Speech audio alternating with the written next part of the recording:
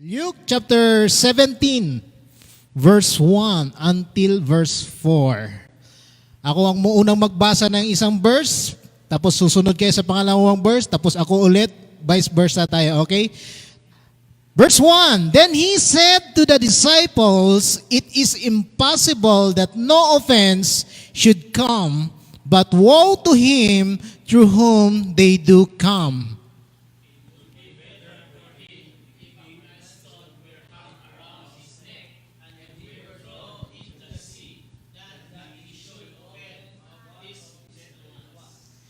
Take heed to yourselves. If your brother sin against you, rebuke him, and he repents, forgive him. Verse 4, And if he sin,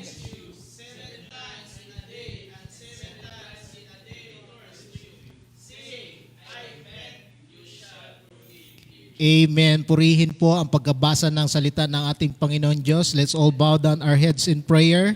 Hallelujah, Lord God. We thank you, Lord, for this word na iyong binigay sa amin this morning na siyang pagugulay-gulayan namin, Panginoon Diyos. I pray that, Lord God, you'll open our spiritual ears, Lord, our minds, our hearts, O Lord God, upang sa gayon, Panginoon, as we receive your word, it will not bring insult to us, Lord God, but it will correct us this morning, O Lord God. Kung ano man ang mensahe mo sa amin, Panginoon Diyos, nawa, Panginoon, ay may tanim ito, Lord God, sa pinakamatabang bahagi ng aming mga puso, Lord God, at ito ay sisibol, Panginoon, at hindi manatiling seed dyan, but it will grow in us, Father God.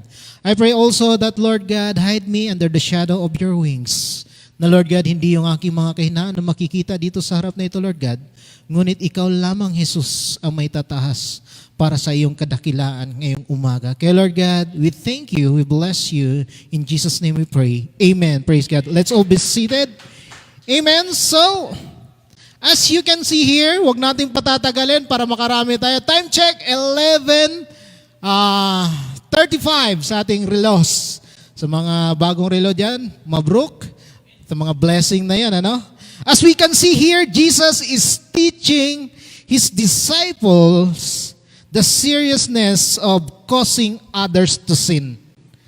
Yung ikaw mismo ang makakatisod ng iyong mga kapwa. Amen?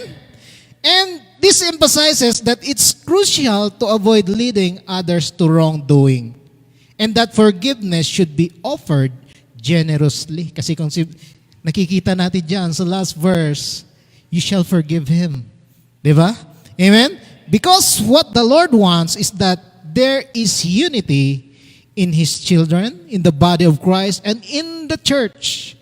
And I believe this is also what the Lord is trying to tell us this morning. So are we ready, church?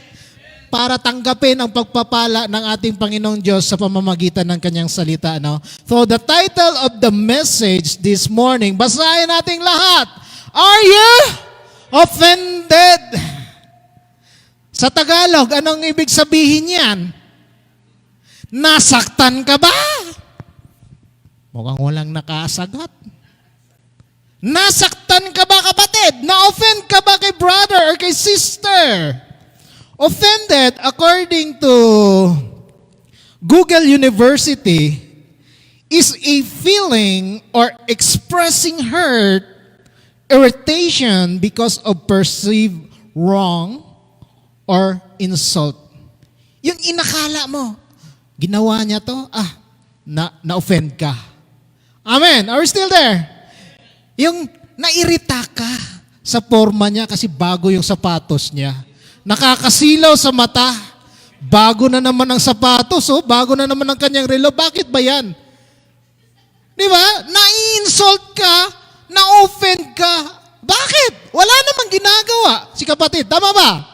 So the question this morning for each and every one of us, are you offended?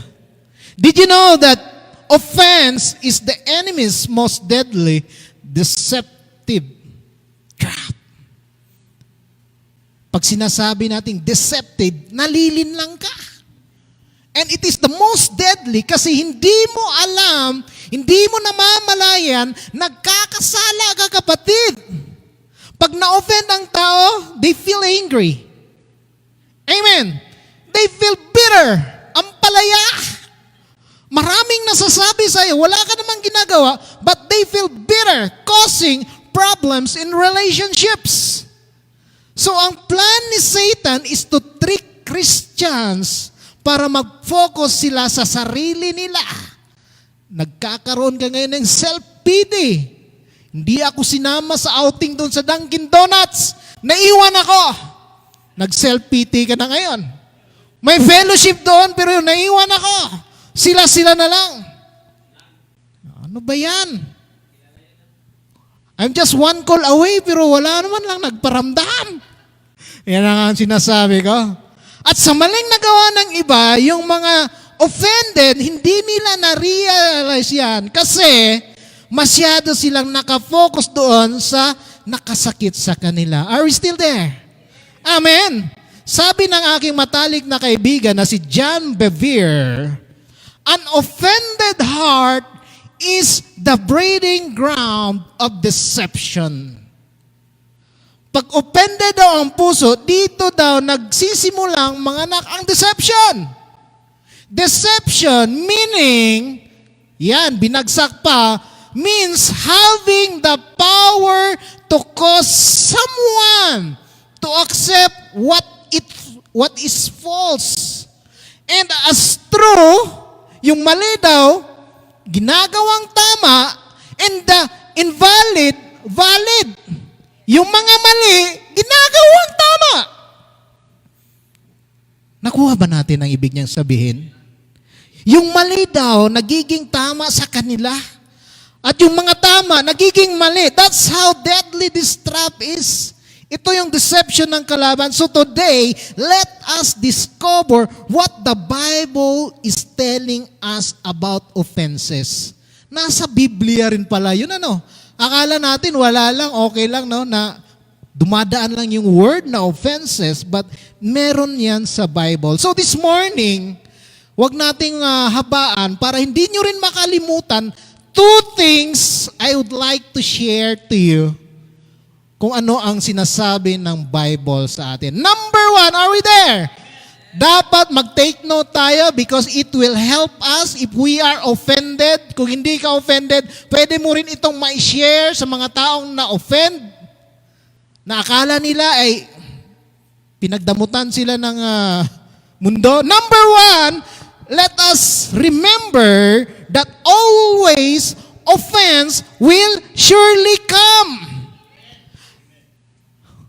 Masasaktan ka at darating yan. It will surely come. Anong sabi sa ating verse? Para meron tayong supporting. Baka sabihin nila, gawa-gawa natin to. Verse 1. Then he said to his disciples, Jesus was speaking to his disciples, it is impossible that walang sumasagot. No offenses should come. But woe to him through whom do they come. Here Jesus warns his disciples to be aware of offenses. To be aware of the opposition. Merong mga opposition sa buhay. Be aware of the stumbling blocks sa iyong buhay. May papadala yan.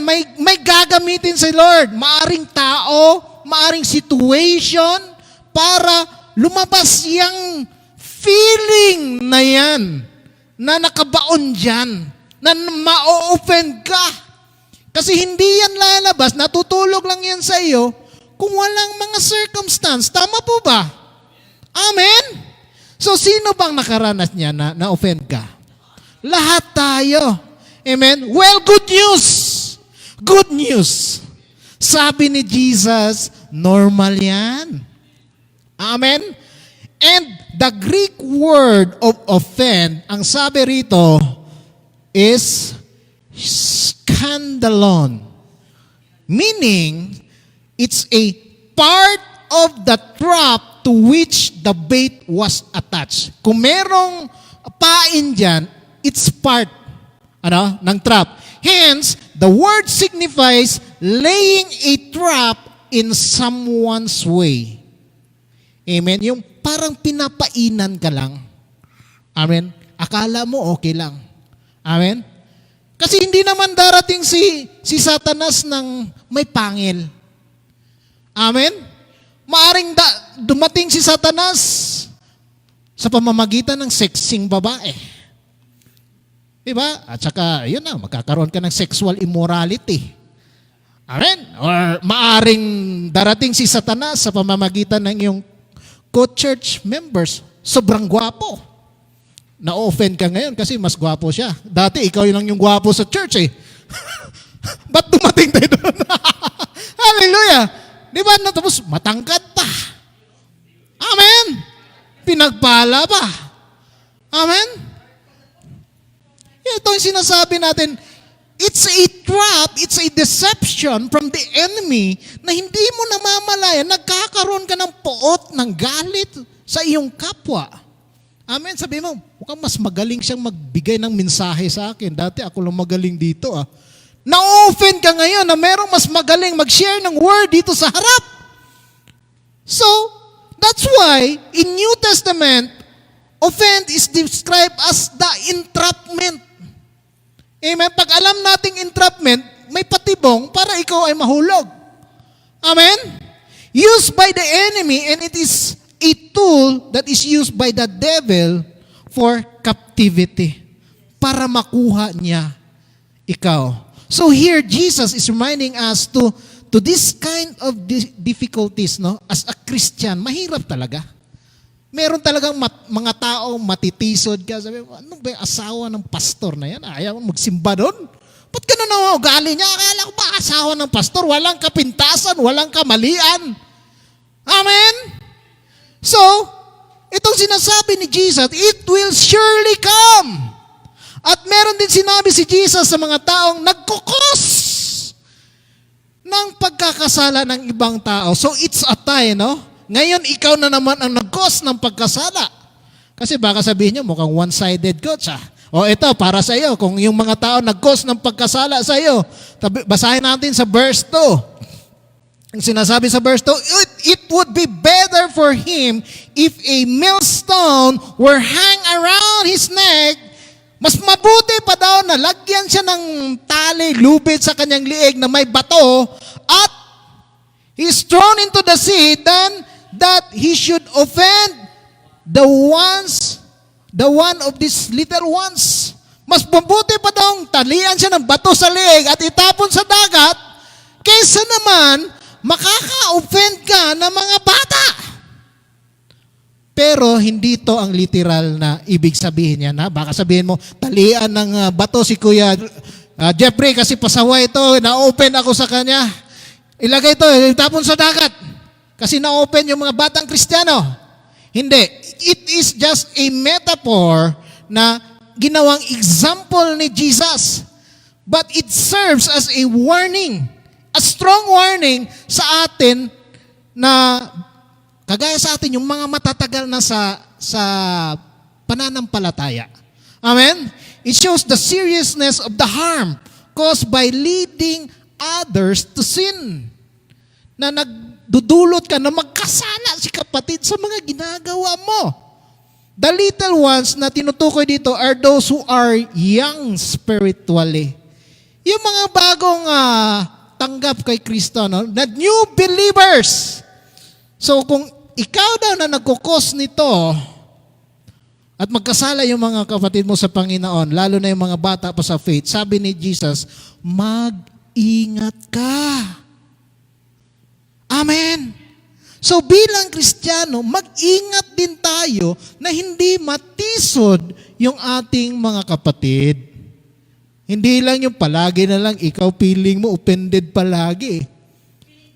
Amen. Pakisabi sa katabi mo, mag-ingat ka. Lingunin mo. Lingunin mo. Ayan, para aware siya. Mag-ingat ka. Hindi dapat tayo ang dahilan na ma-stumble ang mga kapatid natin sa Panginoon. Amen? Because there are two kinds of offended people. Are we ready? Una, sa mga offended people ay yung literally na those who have been treated unjustly. Ito yung mga taong nakikita talaga natin na nasaktan talaga kasi hinampas o ano man, mistreated unjustly. Very obvious na na-offend sila sa pambabastos. Amen. At ang pangalawa, this second type of people, ito yung mga those who believe they have been treated unjustly. Ito yung mga taong naniniwala sila na treat sila ng hindi maganda kahit hindi naman. Yung sa tingin lang nila na na-offend sila, mayroong ginagawa, pero hindi naman. And these people believe in their heart that they have been wrong. And often, their conclusions are drawn from inaccurate information. Sabi ni Kuan, ikaw na yung mastermind ng pampagwapo doon sa kabilang barangay. So, na-open sila. Hindi naman nila alam na siya talagang may sabi nun. Amen. Sabi ni Kuan, mas gwapo daw si Kuan Kaya na-opened ako. Those who believe, they have been treated unjustly. Amen? These are the people who judge by assumption. As I assume na ito yung gusto niyang iparating. I assume ito talaga yun Kasi nakikita ko sa body language niya, gusto niyang palitan ako dito as pastor I assume. Amen? They judge by appearance and they judge by hearsay. Yung sabi-sabi, amen? Narinig ko may ginagawa daw sexual immorality. Narinig mo na lang pala Wala kang pruweba. Dito ang kwento kinasal na pala si Kuan, si kapatid. Pagdating doon sa unan, nabuntis pala.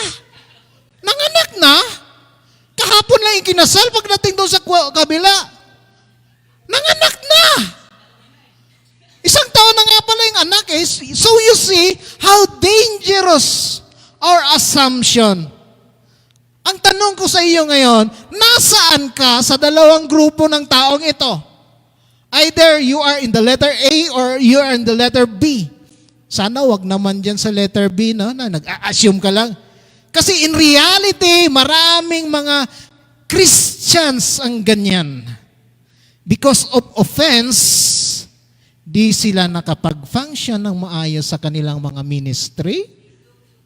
Amen?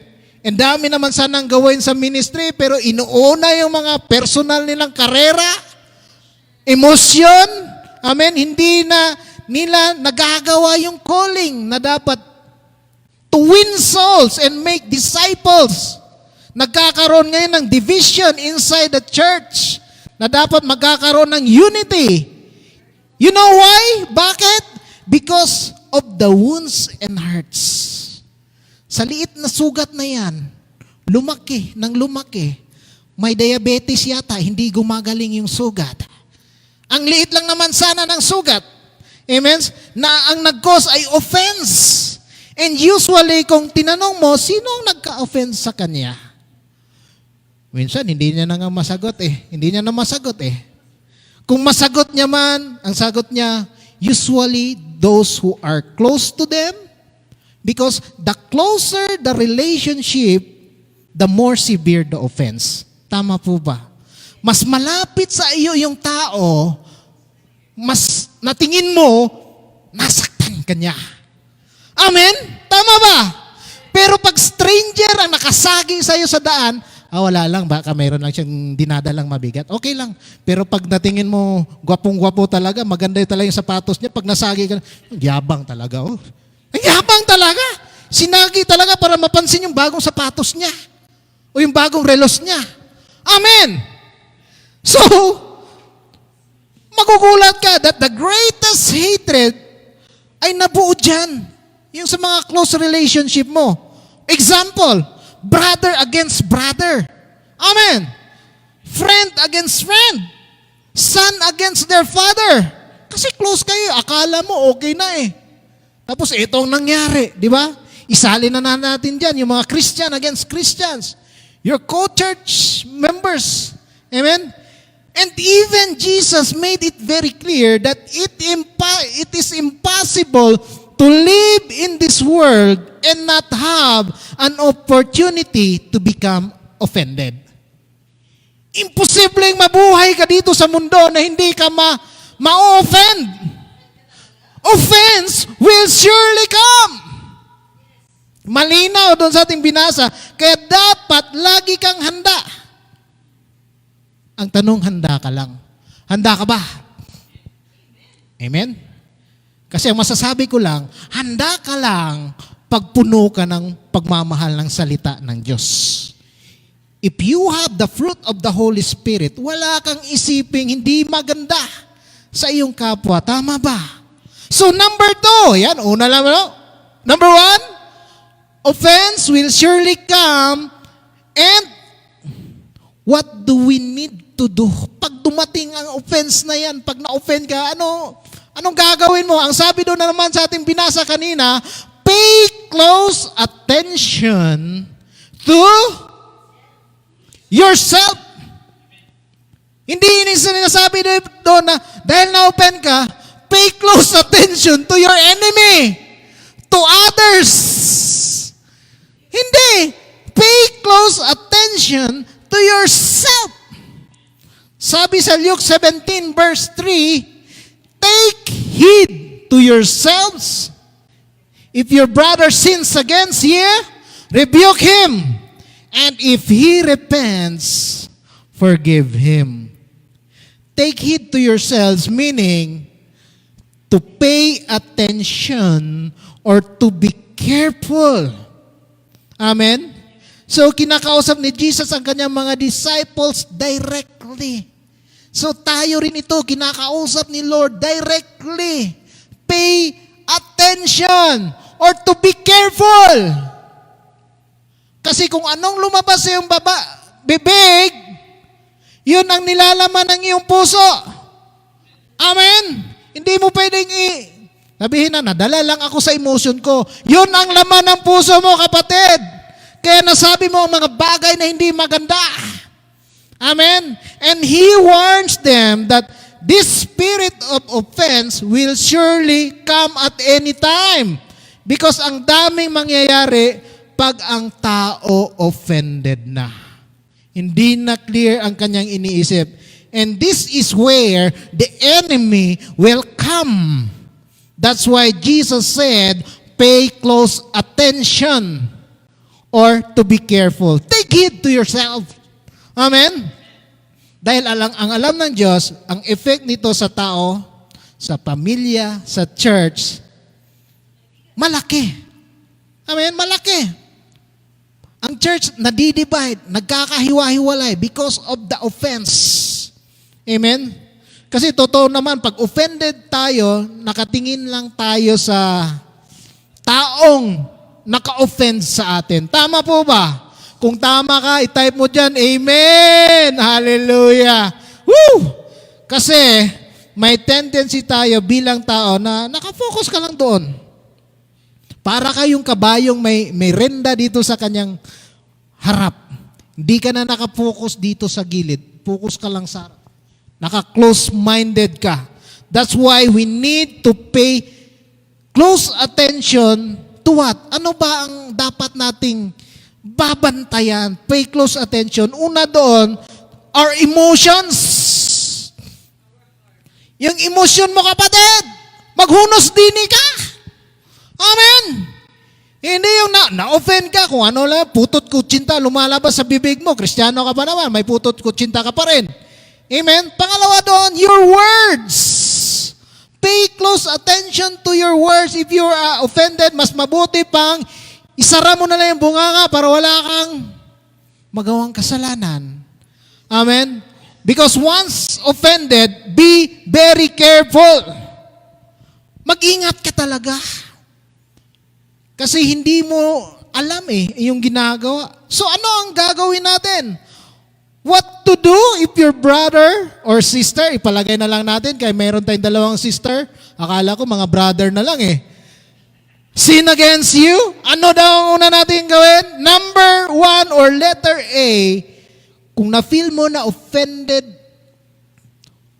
ka para hindi ka magkasala, anong sinasabi? Basahin natin lahat. Lakasan natin. Rebuke with love. With love. Hindi yung nag-rebuke ka nga, galit ka naman, kasi full of emotion ka, wala rin yan. Dapat with love. Kasi ang sabi dito, di ba? Rebuke him.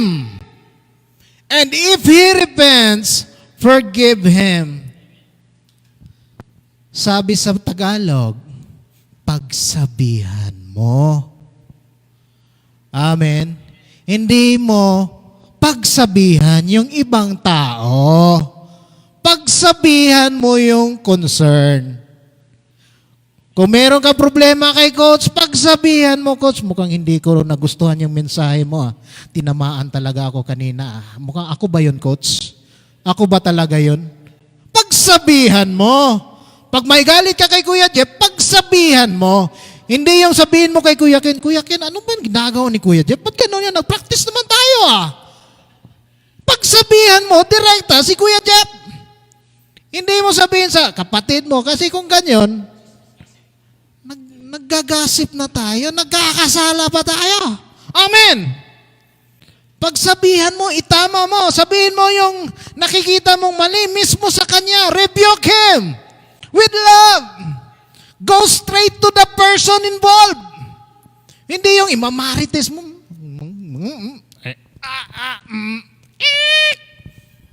Dami mo nang sinabi, kapatid. So, para masolve yung problema, yung dalawa, go straight. Amen? Dapat ito yung ginagawa natin. Lalo na if you are a leader sa church.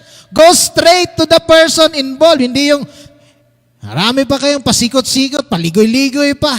Amen? Kasi, pagpasa-pasa ang kwento, ano ang nangyayari sa dulo? Nanganak na, 1 taon na nga daw kinasal pa lang dito. Amen? So, how to rebuke with love? Use the build principle.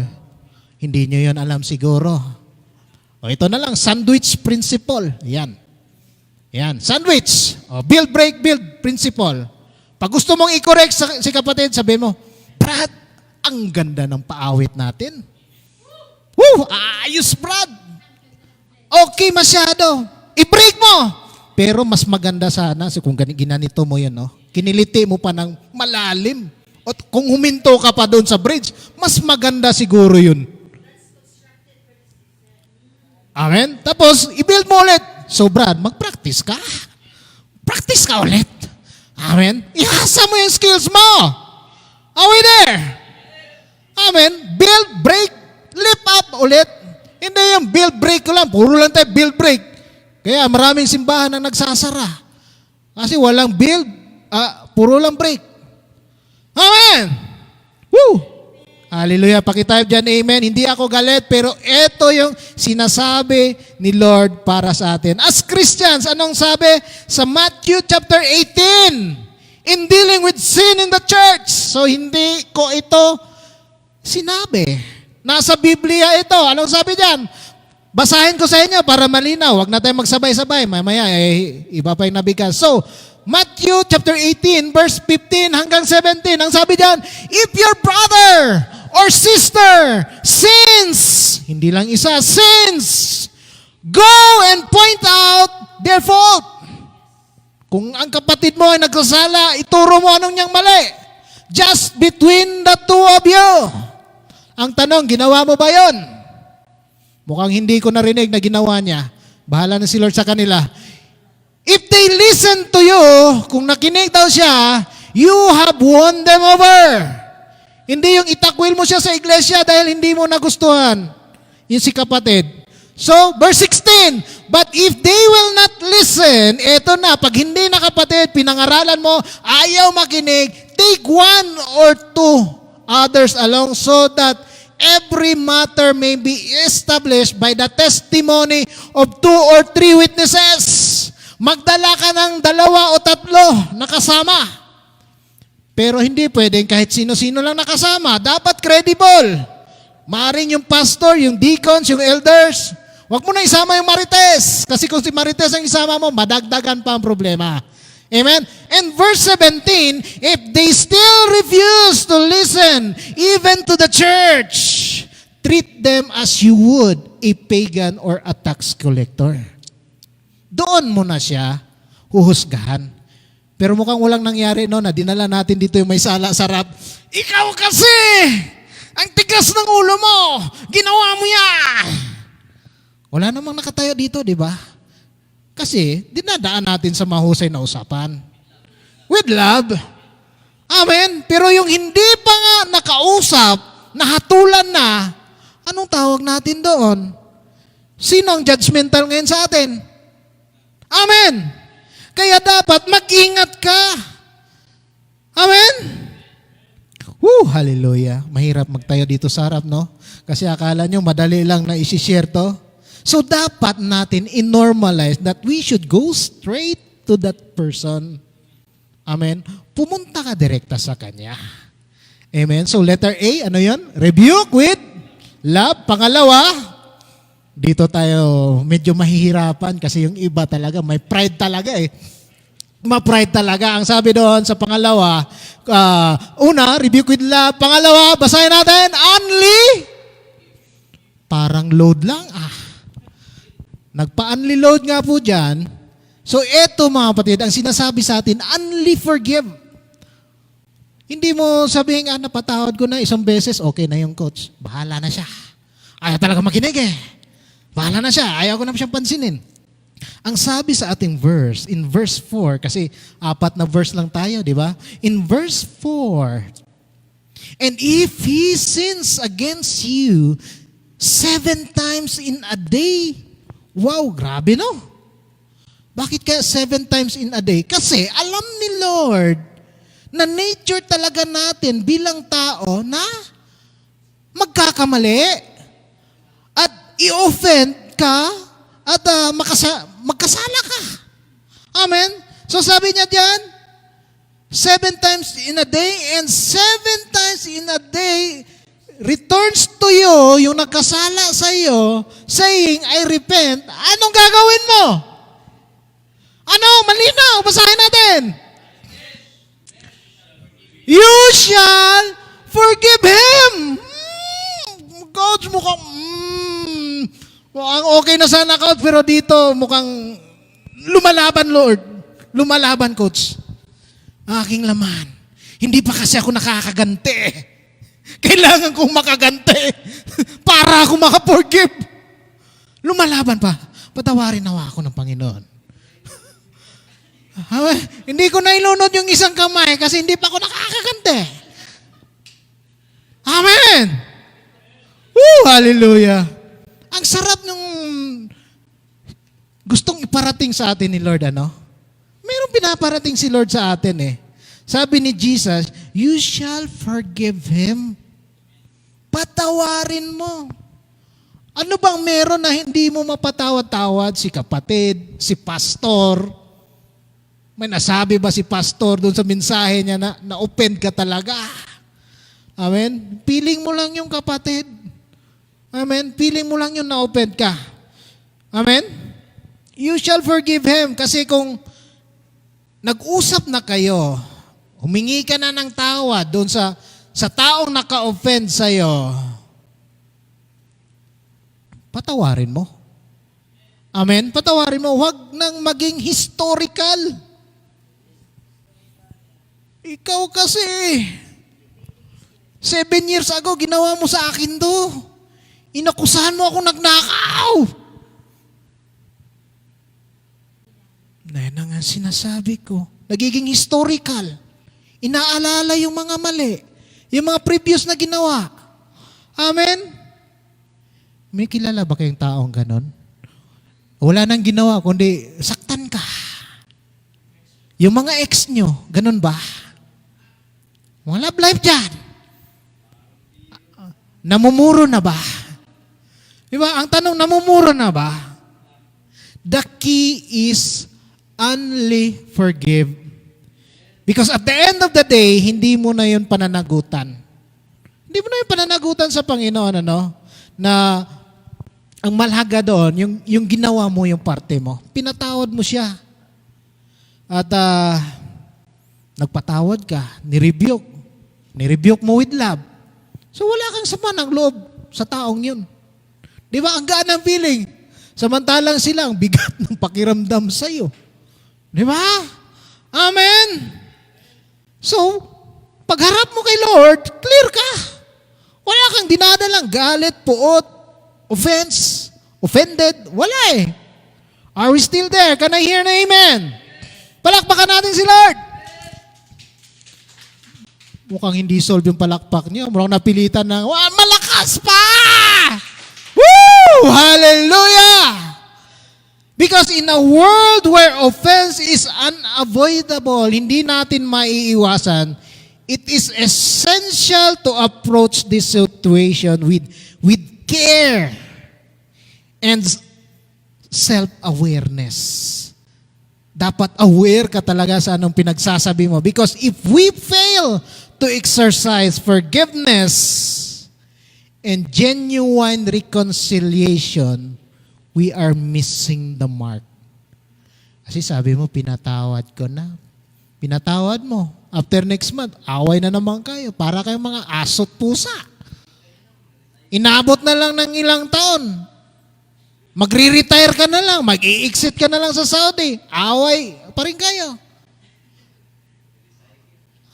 Amen?